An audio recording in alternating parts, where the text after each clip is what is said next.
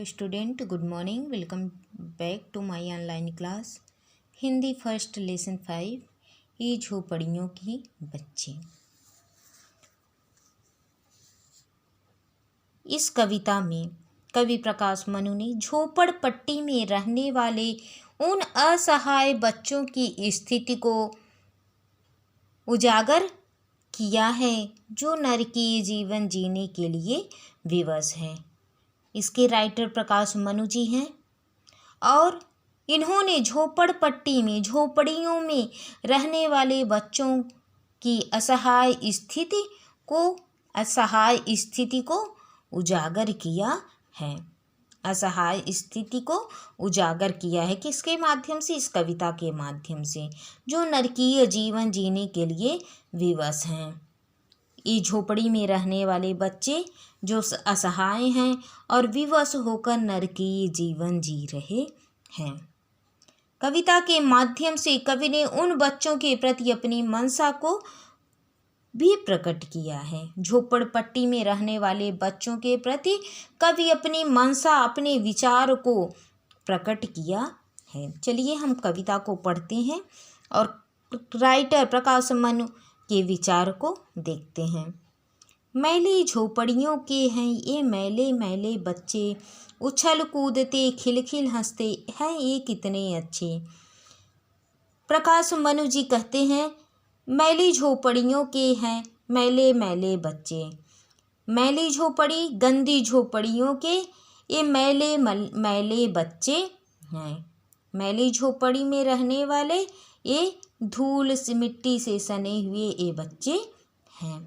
उछल कूदते खिलखिल हंसते, ये झोपड़ियों के बच्चे, ये मैली झोपड़ी के बच्चे जब उछलते कूदते और खिलखिला कर हंसते हैं तो हैं ये कितने अच्छे, तो यह कितने अच्छे लगते हैं। राइटर कहता है कि जब यह उछलते हैं कूदते हैं और खिलखिला कर हंसते हैं तो ये अत्यधिक अच्छे लगते हैं।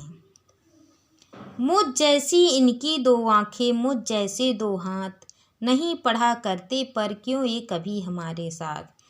एक बच्चा अपनी माँ से पूछता है कि माँ, मुझ जैसी इनकी दो आंखें, किनकी? झोपड़पट्टी में रहने वाले बच्चों की।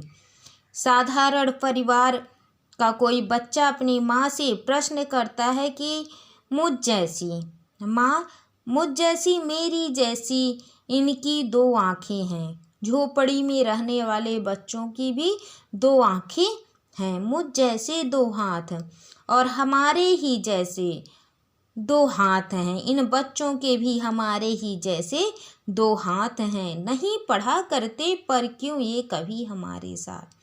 माँ से प्रश्न करता है कि लेकिन ये हमारे साथ क्यों नहीं पढ़ते हैं, कभी हमारे साथ ये क्यों नहीं पढ़ते हैं। नहीं हमारे साथ कभी ये जाते हैं स्कूल। फिर अपने माँ से कहता है कि ये हमारे साथ कभी स्कूल नहीं जाते। क्यों इनके कपड़े पर मम्मी इतनी ज़्यादा धूल। बोलता है कि मम्मी, इनके कपड़ों पर, इनके वस्त्रों पर इतनी ज़्यादा धूल मिट्टी क्यों लगी है। ढाबों पर बर्तन मलते या बोझा ढोते हैं। बच्चा क्या कह रहा है माँ से? ये ढाबों पर, दुकानों पर क्या करते हैं? बर्तन मलते, बर्तन साफ करते हैं। दुकानों पर, ढाबों पर क्या करते हैं? बर्तन साफ करते हैं या बोझा ढोते हैं, या जगह जगह अपने पीठ पर, अपने सर पर बोझ को ढोते हैं। हम स्कूल में होते तब ये चुप चुप रोते। कहते हैं कि जब हम स्कूल में होते हैं तब ये झोपड़ी में रहने वाले बच्चे अपने मन ही मन में रोते रहते हैं। मन ही चुप चुप, मन ही मन रोते रहते हैं। इनके बस्ते और किताबें मम्मी किसने छीने। बच्चा कह रहा है कि मम्मी, इनकी वस्तुओं को, इनकी किताबों को किसने छीन लिया है। इन झोपड़पट्टी में रहने वाले बच्चों के बस्ते और किताबों को मम्मी किसने छीन लिया है। वरना ये भी खूब चमकती जैसे नए नगीने। अगर इनके पास बस्ते किताबें होती, यदि ये पढ़ते लिखते तो ये बच्चे भी अत्यधिक चमकते, खूब प्रकाशित होते जैसे नए नगीने, जैसे नए क्या होते हैं, कीमती टुकड़े, कीमती टुकड़ों की तरह, कीमती रंगीन शीशों की तरह ये भी खूब चमकते है ना। मम्मी सोच लिया है पढ़कर। और बच्चा कहता है कि माँ, मैंने सोच लिया है, जब मैं पढ़ लिख लूँगा तो इन झोपड़ी में रहने वाले बच्चों को, इनको खूब पढ़ाऊँगा, इन बच्चों को मैं खूब पढ़ाऊँगा। ये पढ़कर आगे बढ़ जाएं, इनको यही सिखाऊँगा और इनको यह शिक्षा दूँगा कि यह पढ़ लिख कर खूब आगे बढ़ जाएं। ये भी भारत के बच्चे हैं और कह रहे हैं कि ये क्या है, भारत के बच्चे हैं, भारत बस हमारे ही समाज में रहने वाले हैं, भारत देश के हैं, भारत की शान है। ये बच्चे, ये झोपड़ में रहने वाले बच्चे भी भारत की शान है। झोपड़ियों के हैं तो क्या हुआ, मन इन पर कुर्बान है।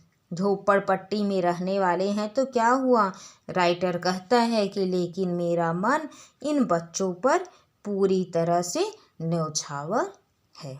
स्टूडेंट, आज बस इतना ही। आप होमवर्क में 8 लाइन पोएम लर्न करेंगे और राइट करेंगे। Thank you.